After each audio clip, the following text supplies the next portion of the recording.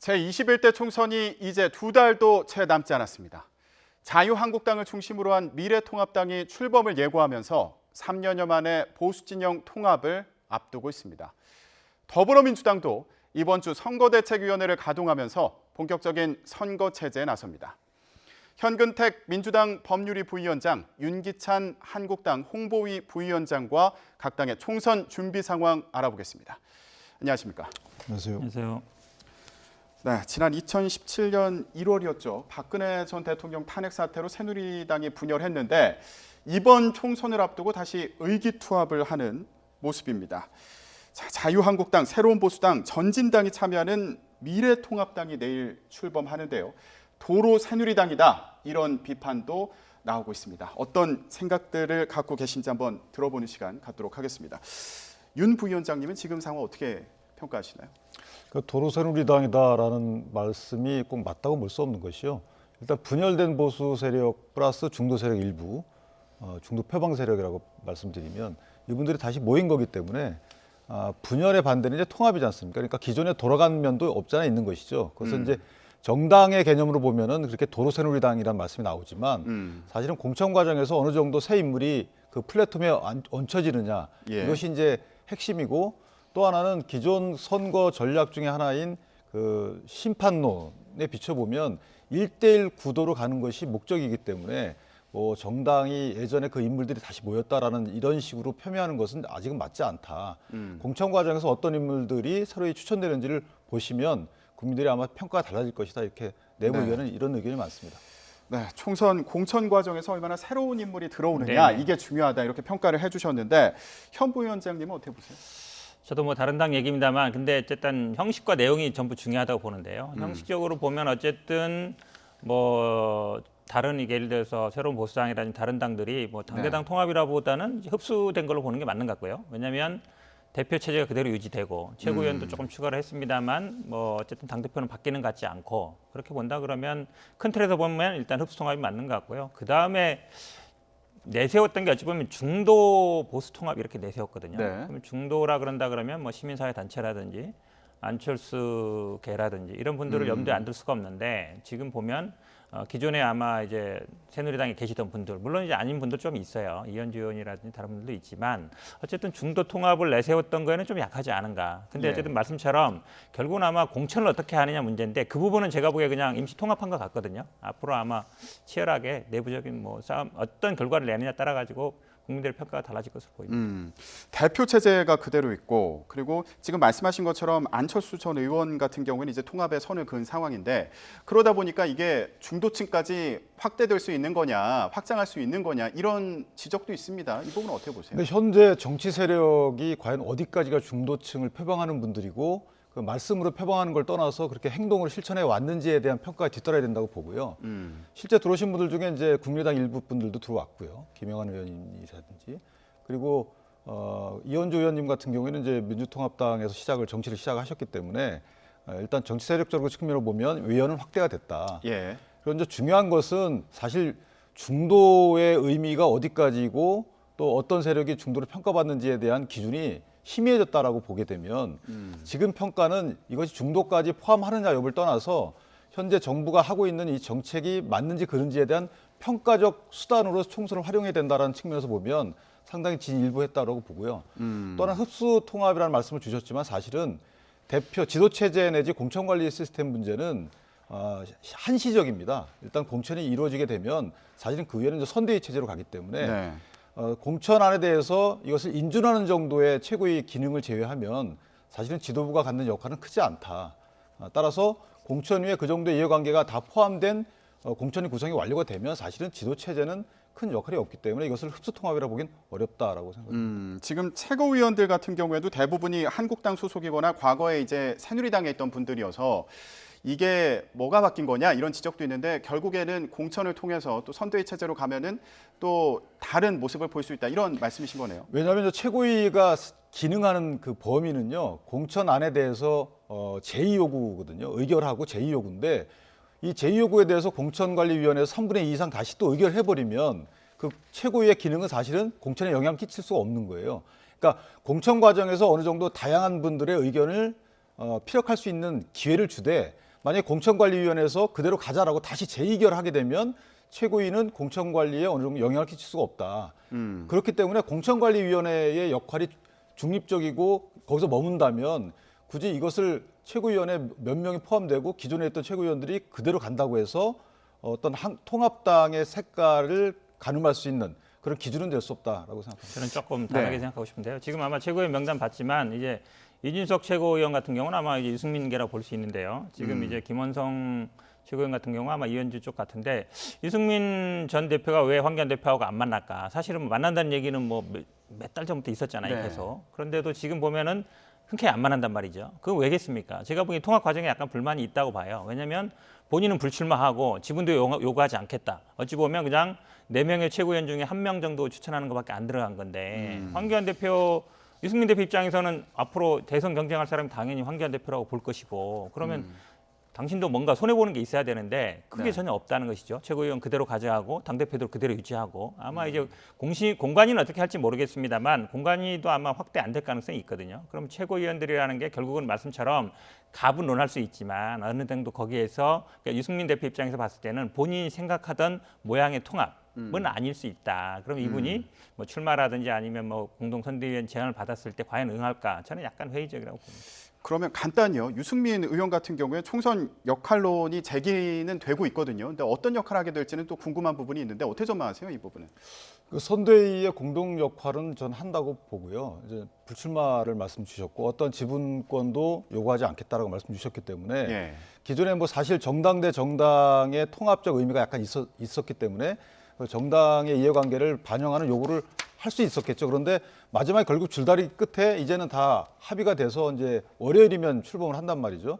따라서 만남의 의미가 상당히 줄었기 때문이지 서로 간의 의견이 일치되지 않기 때문에 안 만난다라고 보는 것은 조금 시간이 너무 지났다라고 보고요. 따라서 유승민 의원의 역할은 이제 본인이 어떠한 주어진 역할도 다 모든 걸 할 것이다라고 저는 기대를 하고 있습니다. 또 하나는 이 지도체제 내지 그 공천관리 시스템은 당연히 신당이 출범한 이후에 선거 때까지만 존재하는 거거든요. 그 이후에는 아마 전당대회를 다시 할 겁니다. 네. 새로운 지도부가 구성될 거기 때문에 불협화음의 여지는 상당히 줄어든다. 저는 이렇게 생각하고 있습니다. 알겠습니다. 저희가 미래통합당 관련해서 얘기를 해봤는데 또 다른 한쪽에서 또 다른 통합의 움직임이 네네. 지금 이루어지고 있습니다. 바른미래당 그리고 대한신당, 민주평화당이 함께 하기로 했습니다.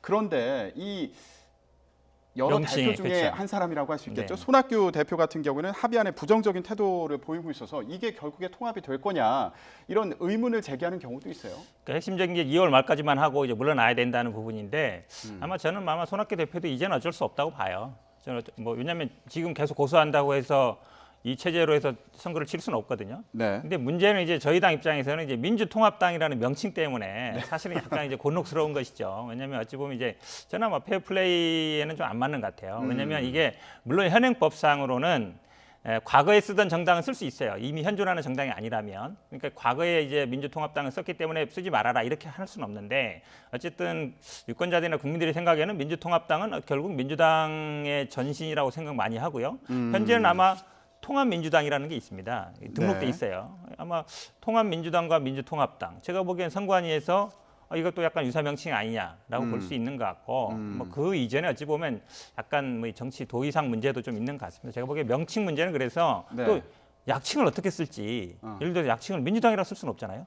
민통당이라 쓰든가 아니면 통합당이라 쓰면 아마 미래통합당도 아마 통합당이라고 쓸 수 있어요. 그래서 지금 본다 그러면 국민들한테도 통합이란 말을 이제 여러 당에서 쓰게 된다 그러면 좀 적절하지 예. 않은 것 같아서 제가 보기엔 민주통합당이라는 명칭은 안 쓰시는 게 좋은 것 같습니다. 예, 지금 명칭 관련해서 좀 지적을 해주셨는데 부위원장님은 어떻게 평가하세요? 지금 이 3당 통합 움직임에 대해서.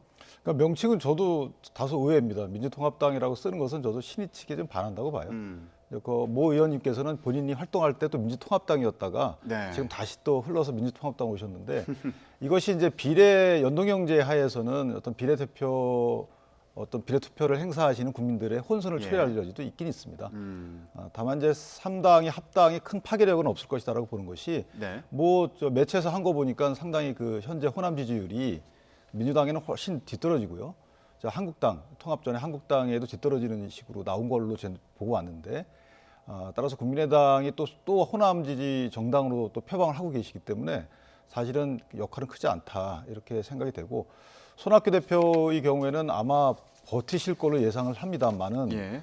바른미래당이 17석이기 때문에 본인 그 덩치에 맞는 어떤 그 대우를 바라시는 것 같은데 아마 탈당의 여지도 있을 것 같아요. 그래서 결국은 손학규 전 대표가 반대하시게 되면 소속 정당의 그 의원님들께서 탈당하셔서 별도로 3당 합당이 아닌 형식의 네.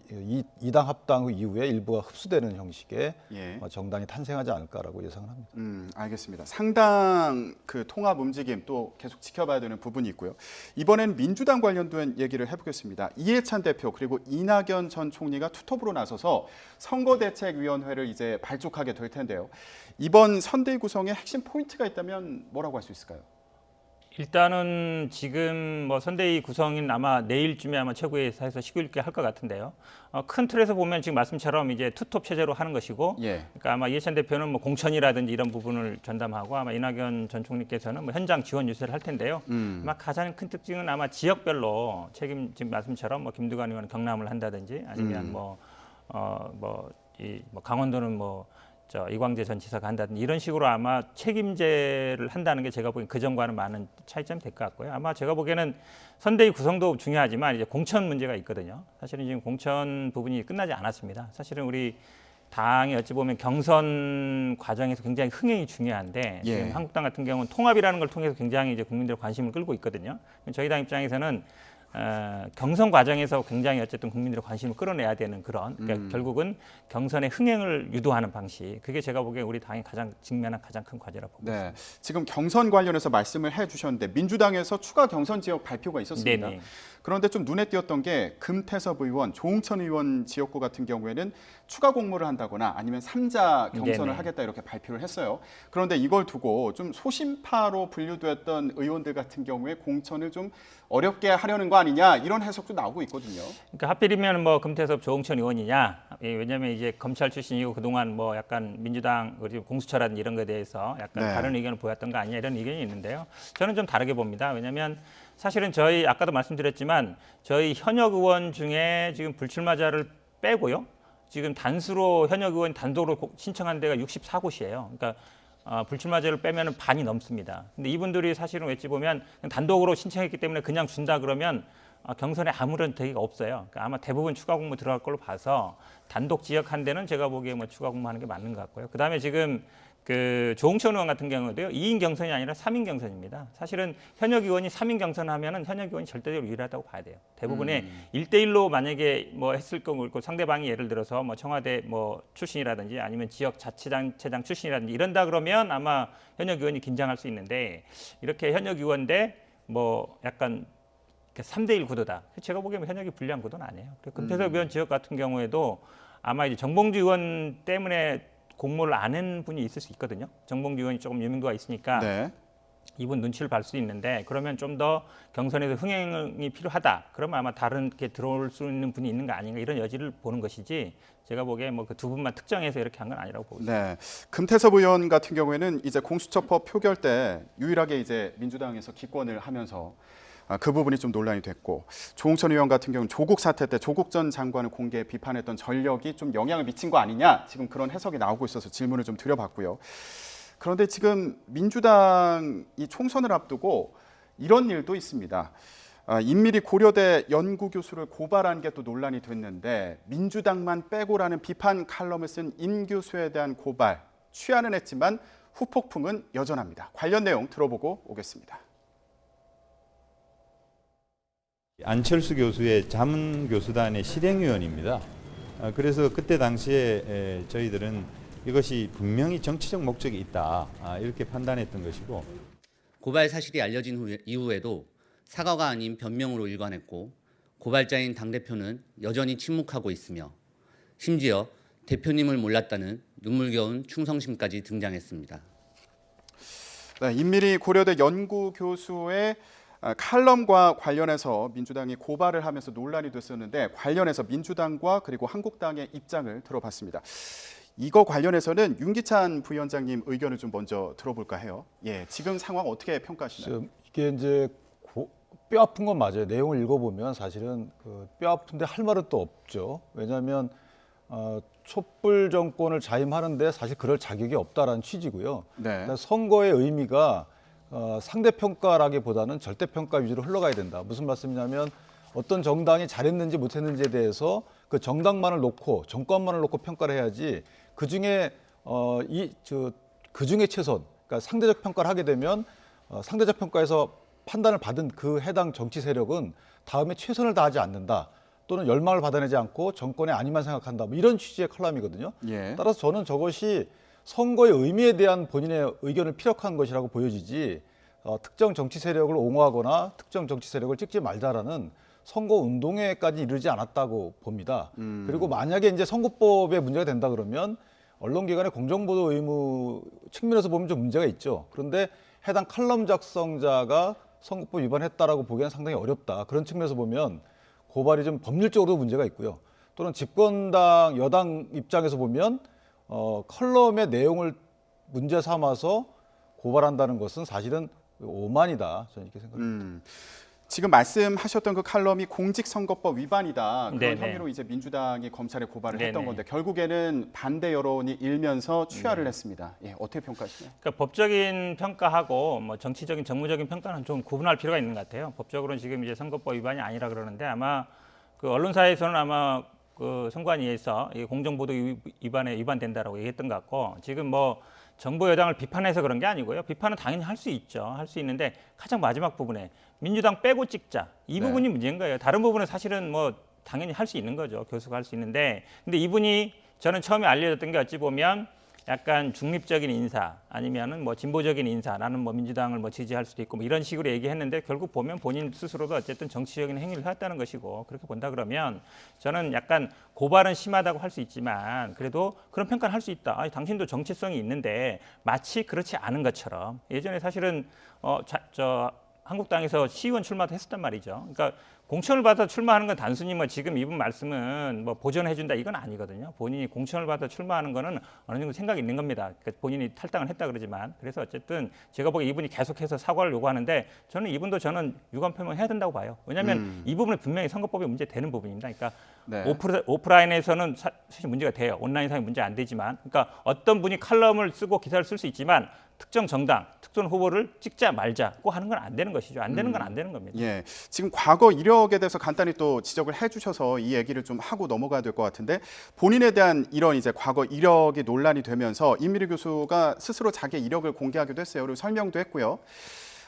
한나라당 서울시 의원으로 출마한 경력을 이제 본인이 공개를 했고 그리고 안철수 캠프에 이름이 올라가 있는 건 아는 분이 이름을 넣겠다고 해서 마음대로 하시라 이랬던 거지 캠프는 나가지 않았다 이렇게 설명하기도 했습니다. 그러니까 본인 신상이 자꾸만 또 문제가 되고 하니까 그걸 다 밝히셨더라고요, 페이스북에. 그런데 이력 때문에 그 이력의 기초에서 이 글이 어떤 특정 목적을 갖고 작성됐다라고 추단하는 것은 너무 심하고요. 나오셨던 이해식 대변인 같은 경우에도 한나라당으로 서울시 의원을 했던 분이에요. 그러니까 정치 이력 갖고 현재 정치 활동의 어떤 소신이나 본인의 어떤 뭐 글을 평가를 하는 것은 문제가 있고 사실 물타기라고 뿐이 안 보여집니다. 그렇게 평가하기보다는 이 글이 아까 변호사님 말씀하신 것처럼 선거법 위반의 여지가 있다 없다 이렇게만 단정 짓고 만약에 없다면 깔끔하게 사과하면 좋은데 그 글 쓴 사람의 정치적 경력 갖고 이 글을 다시 폄훼하는 것은 사과의 진정성 측면에서 보면 문제가 있다라고 생각이 됩니다. 저는 좀 달리 보는데요. 네네. 사실은 뭐 저는 사과할 일이 아니라고 봅니다. 사실 이분도 유감평하는 게 맞아요. 당 비판하는 것과 특정 정당을 찍자 말자 하는 거 분명히 다른 문제예요. 제가 보기엔 선거법 위반의 논란이 분명히 될 겁니다. 저는 위반이 될 거라고 보는데 왜냐하면 예전에 낙선운동, 총선운동하는 거 다 선거법 위반으로 처벌받았습니다. 그러니까 그런 부분이 있기 때문에 이분이 앞에서 비판하는 것도 있지만 이 언론사에도 그걸 제목으로 뽑았어요. 민주당을 빼고 하자라는 얘기로 마지막 네. 문장도 있고 사실은 그게 어찌 보면 핵심적인 내용이거든요. 저는 당연히 선거에 관여하는 문제고 선거법 위반 문제 되는데 그걸 가지고 물론 고발이 심하다 안 할 수는 있지만 선관위에서 당연히 조사를 해야 된다고 보고 이런 부분에 대해서는 이거는 표현의 자유 한계를 넘는 부분이다. 왜냐하면 비판하는 것과 정당을 지지하자 말자는 건 다른 부분이잖아요. 저는 그런 구분할 필요가 있다고 봅니다. 알겠습니다. 관련된 논란이 한동안은 또 계속되지 않을까 이런 생각이 드네요. 두 분 말씀 들어보니까요. 자, 그러면 이번에는 자유한국당 공천 상황을 좀 짚어보면 어떨까 합니다. 일단 PK 사수를 진두지휘하겠다 이렇게 홍준표 전 대표 공언을 했습니다. 그리고 김태호 전 경남지사도 어디에 이제 출마를 할지 주목을 받고 있는 상황인데 홍 전 대표 같은 경우에는 자신이 경남 양산을에 출마하겠다 이렇게 역제안을 한 상황이고요. 그리고 김 전 지사 같은 경우에도 당에서 출마하기를 원하는 곳과 그리고 본인이 출마하고자 하는 곳이 지금 다른 상황이지 않습니까? 어떻게 전망해 볼 수 있을까요? 뭐 당의 공식적으로 원하는 곳에 대한 확정은 아직 안 돼 있는 상태라고 보셔야 될 것 같고요. 다만 이제 언급되는 부분들이 예. 창원 성산에 관련된 부분이 나오거든요. 그래서 PK 지역은 저희가 이제 실제 탈환해야 되는 지역과 사수해야 되는 지역이 겹친다고 보시면 됩니다.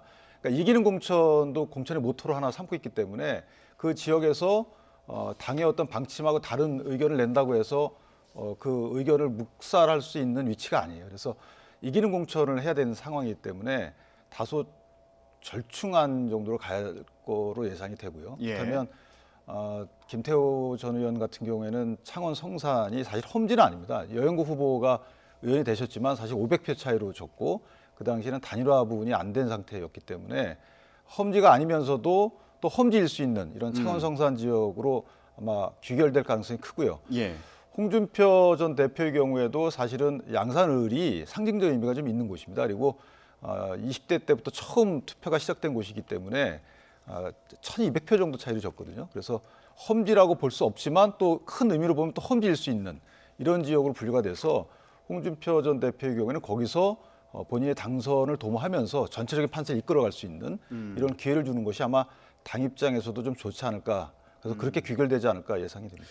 결국에 좀 중재안을 찾게 되지 않을까 이런 말씀으로 이해가 되네요. 왜냐하면 김태호 전 의원의 경우에도 이제 거창을 말씀하시는데 예. 거창에는 강석진 의원이라고 있습니다. 그분도 거창 건수를 2번씩 하셨기 때문에 거기서 만약에 본인이 무소속으로 출마한다고 해서 김태호 의원께서 당선될 가능성은 사실은 상당히 희박하다. 그래서 당의 중재안을 받아들이실 가능성이 크지 않을까 저는 이렇게 예상을 합니다. 네, 알겠습니다. 자유한국당도 이제 통합을 넘어서 공천 작업이 본격화될 텐데 앞으로 어떻게 진행될지 계속 지켜봐야겠습니다. 네, 오늘 현근택 민주당 법률위원회 부위원장 그리고 윤기찬 한국당 홍보위 부위원장과 함께 얘기 나눴습니다. 두 분 고맙습니다.